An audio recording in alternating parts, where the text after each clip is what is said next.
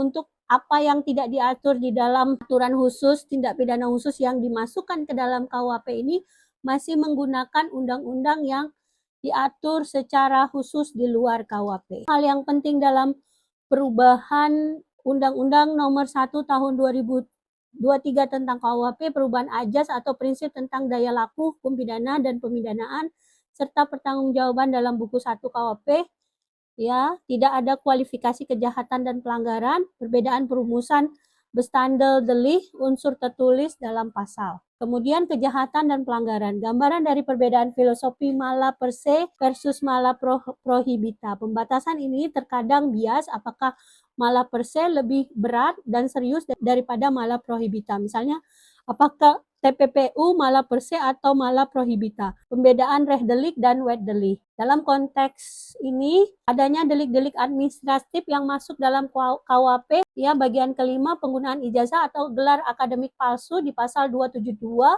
Setiap orang yang memasukkan atau membuat palsu ijazah atau sertifikat kompetensi dan dokumen menyertainya dipidana dengan pidana penjara paling lama tahun atau pidana denda paling banyak di kategori 5, ya.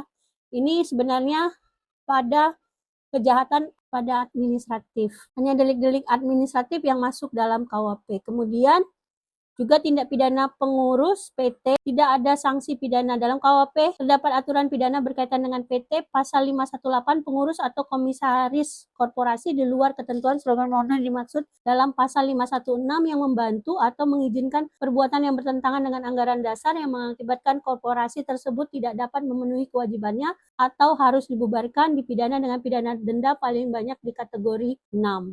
Pertanggungjawaban pidana khusus di mana pasal 527, seorang komando Tentara Nasional Indonesia menolak atau mengabaikan permintaan pemberian bantuan kekuatan di bawah perintahnya ketika diminta oleh pejabat yang berwenang menurut undang-undang dipidana dengan pidana penjara paling lama 4 tahun. Parameter khusus, subjeknya, materi, muatan, norma, dan filosofi dalam pembentukan perumusannya. Teman-teman mahasiswa atau teman-teman peserta MUKS dapat melihat PPT ini dalam MUKS Anda dan kemudian terlihat bagaimana perbedaan pengaturan yang diatur di Undang-Undang Nomor 1 2003 dengan Undang-Undang dalam KUHP yang lama. Terima kasih untuk kehadirannya pada pertemuanmu pada minggu ini. Sampai ketemu lagi. Saya sudahi dengan wabillahi taufiq wal hidayah. Assalamualaikum, selamat belajar, dan kemudian saya berharap Anda segera buka MUKS Anda, di sana ada PPT yang bisa Anda akses. Sampai ketemu lagi.